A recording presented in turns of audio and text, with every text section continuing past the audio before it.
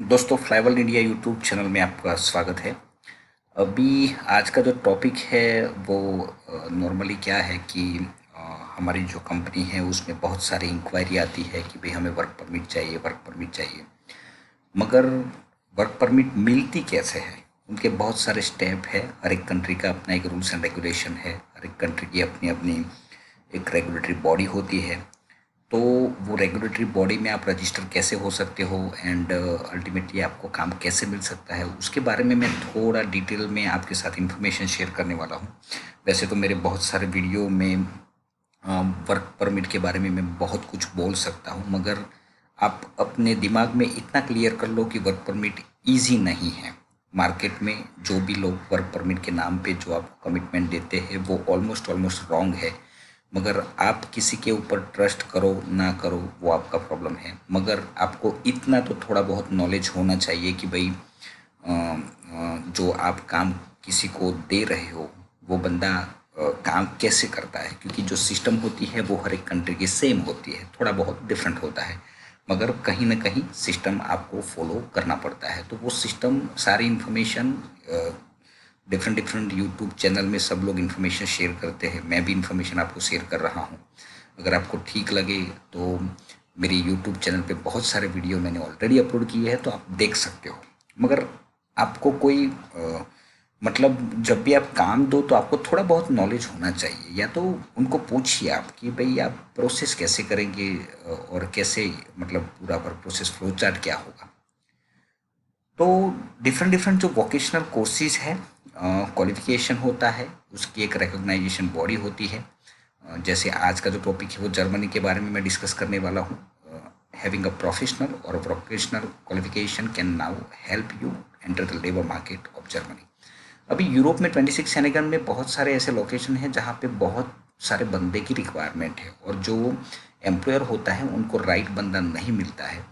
तो उनको राइट बंदे के लिए उनको, मतलब वहाँ पे डिफरेंट डिफरेंट बॉडीज़ है, तो वो बॉडीज़ के पास आपको जाना पड़ेगा। आपका जो एजुकेशन है उसको आपको रजिस्टर करवाना पड़ेगा। उनकी एक सिस्टम होती है, वो आपको सिस्टम फॉलो करना पड़ेगा।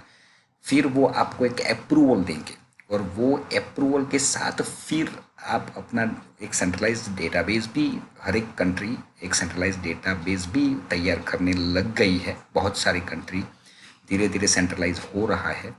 तो वो सेंट्रलाइज डेटाबेस में जब आप अपना डेटाबेस डालेंगे तो एम्प्लॉयर उसको सीधा एक्सेस कर पाएगा, और एम्प्लॉयर वो सेंट्रलाइज डेटाबेस के हिसाब से आपको कम्युनिकेट करके फिर जो आप दोनों की जो कम्युनिकेशन होगी वो उनके हिसाब से, मतलब इंटरनेट पे हो सकती है। तो एवरीथिंग इज़ पॉसिबल। तो आज का जो ये टॉपिक है उसमें मैं थोड़ा डिटेल में आपके साथ इंफॉर्मेशन शेयर कर रहा हूँ। The German employers mostly do not get the right candidate because often they cannot really identify the right one. तो उनको आइडेंटिफाई करने के लिए ही उन्होंने वो डिफरेंट डिफरेंट बॉडीज डेवलप की है। So to be the right one of the applied job you must have certain recognisation of your qualification और vocational skill. The German government has set aside a procedure for this purpose, and certain public department help you get the recognition of your qualification and vocational skills to work in Germany. Many industries, there is a shortage of skilled workers such as installer, programmers, nurses. The list of trained professionals who are short in number is long.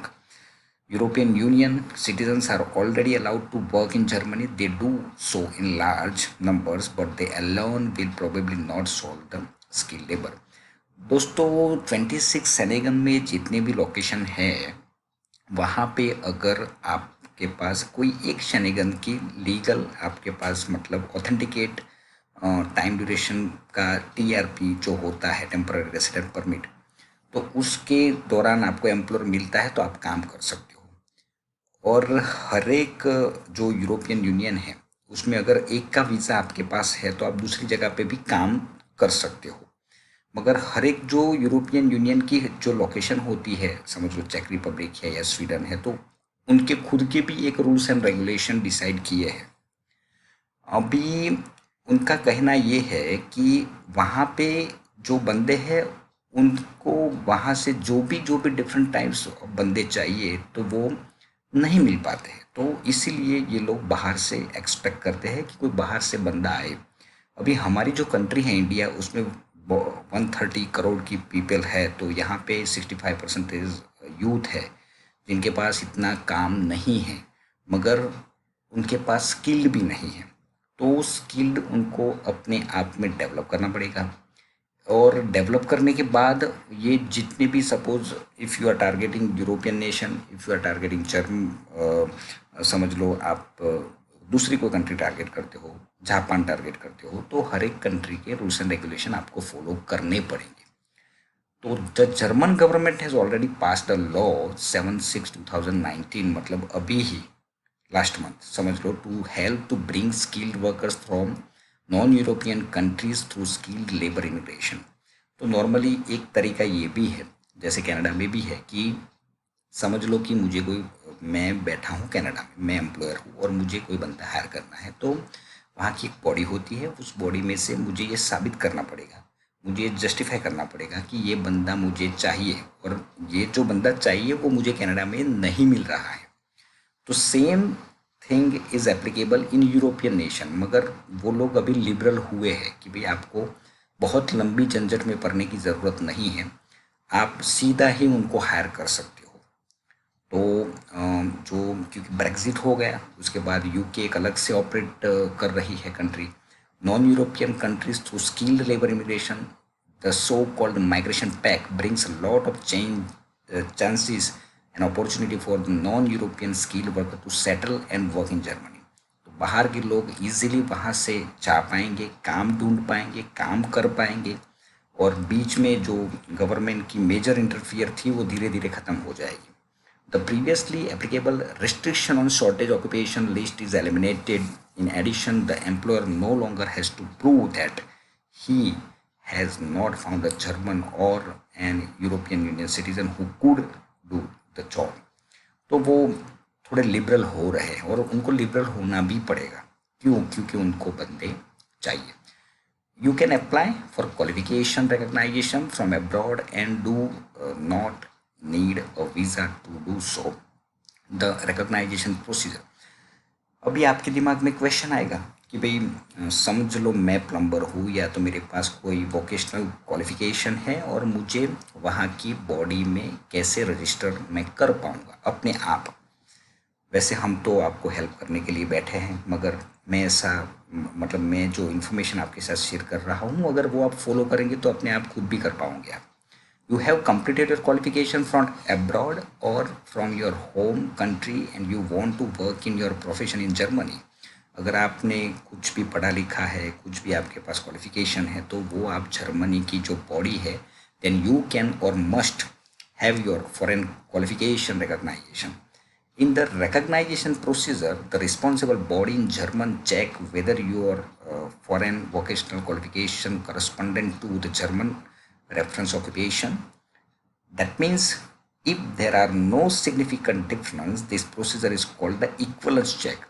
तो दोस्तों, हर एक country का एक standard होता है, काम करने का एक तरीका होता है, तो वो अपना इंडिया में आपने जो भी एजुकेशन लिया वो जर्मन के इक्वलेंस है कि नहीं है।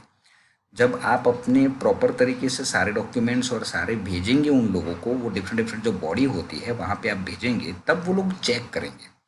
फिर वो जो बॉडी है उनको सर्टिफिकेट और सारे डॉक्यूमेंट जब भेजेंगे which inform about the content and duration of your qualification, you also need the relevant work experience for the process. तो वो आपको सारा गाइडेंस देंगे। और मैं सही में बोलूँ दोस्तों, ये जितने भी फॉरेन कंट्री है उसमें जितने भी डिफरेंट डिफरेंट डिपार्टमेंट्स है, वो सारे डिपार्टमेंट्स इतने प्रॉपर तरीके से काम करते हैं और इतना हेल्प करते हैं कि आप सोच में पड़ जाएंगे। क्योंकि मैंने बहुत कुछ कंट्री भी विजिट की है, मैंने खुद देखा है, वहाँ की सारी प्रोसीजर मैंने देखी है। The main steps for the recognisation process are as follow. Find the relevant competent body for your profession, वो आपको ढूंढना पड़ेगा। अब वो कैसे ढूंढेंगे वो इन्फॉर्मेशन आगे आएगी। You can access the recognisation finder here, मैं ये सारी लिंक नीचे डाल दूंगा।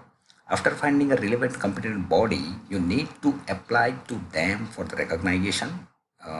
You will have to submit an application including the application form and your relevant documents। सारे डॉक्यूमेंट्स, सारे वर्क एक्सपीरियंस, सारे क्वालिफिकेशन, वोकेशनल सर्टिफिकेट, एवरीथिंग, सारे प्रूफ प्रॉपर तरीके से।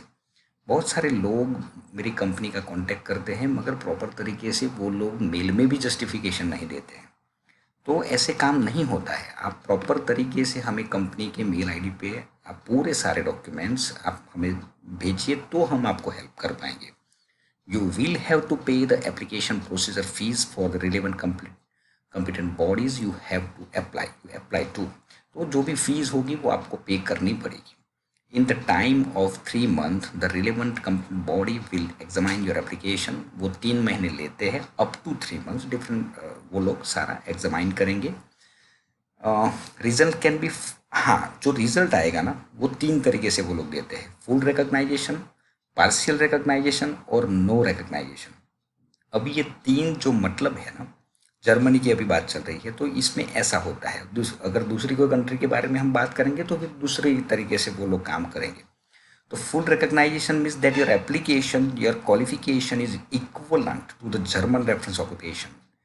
पार्शियल रिकॉग्नाइजेशन का मतलब ये हुआ कि has been approved according to German standard but substantial differences have been identified in another area. To overcome this result, you attend extra training and certificate and then reapply for the recognition।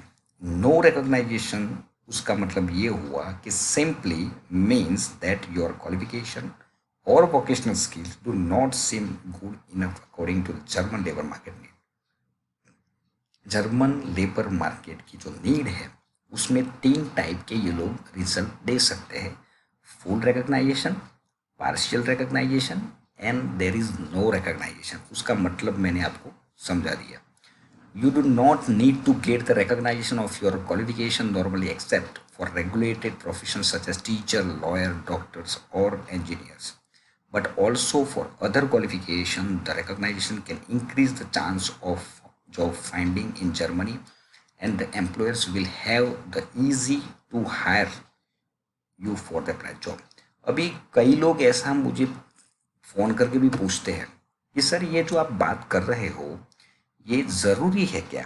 दोस्तों अगर ये जो different bodies की आप मतलब उनकी पूरी system follow करके आप उसका सर्टिफिकेशन ले लेंगे, रिकॉग्नाइजेशन ले लेंगे ना, तो आपको काम करने में मतलब काम मिलने के लिए जो एम्प्लॉयर होता है ना वो इजीली आपको हायर कर सकता है, क्योंकि आपने सारा सिस्टम फॉलो करके उनकी जो भी सिस्टम है वो फॉलो कर लिए है और उसका सर्टिफिकेशन आपके पास है। तो ये थोड़ा इजी हो जाता है। और जो इसमें क्या है कि समझ लो इंडिया में भी हम काम ढूंढने के लिए जाते हैं तो हमें 2-3 इंटरव्यूज देना पड़ता है, तो वैसा सेम है वहाँ पे भी। और डिफरेंट बॉडी के हर एक के अपने अपने रूल्स है, तो वो थोड़ा इजी हो जाता है एम्प्लॉयर को ढूंढने में, आपको रिकॉग्नाइज करने में थोड़ा इजी हो जाता है। Recognisation of higher education, if you have a higher education then you will apply for the recognition from the center officer office for foreign education ZAP। the document describe a higher education qualification from abroad। a processing fees of euro 200 is to be paid by the applicant। अभी इसकी जो information है ना, ये portal है और ये portal की ये जो लिंक है ना ये दिखती है आपको सामने, वो सारे लिंक डाल दूंगा तो वो आप एक्सेस कर सकते हो। recognition for vocational qualification assessment, each province of Germany works individual with the help of following relevant assessing bodies। ये डिफरेंट जो बॉडी है वो कैसे काम करती है, इसमें आपको आप जो भी मतलब पढ़े लिखे हो, समझ लो कि जो भी आपने किया है, तो आप ये जो लिंक है ना ये जो दिखती है ये लिंक सारी मैं नीचे डाल दूंगा।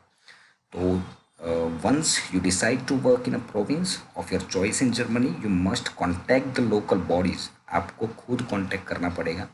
Responsible for your occupation, you can easily find it by using this finder tools। तो ये जो tools है वो आपको हेल्प करेगा।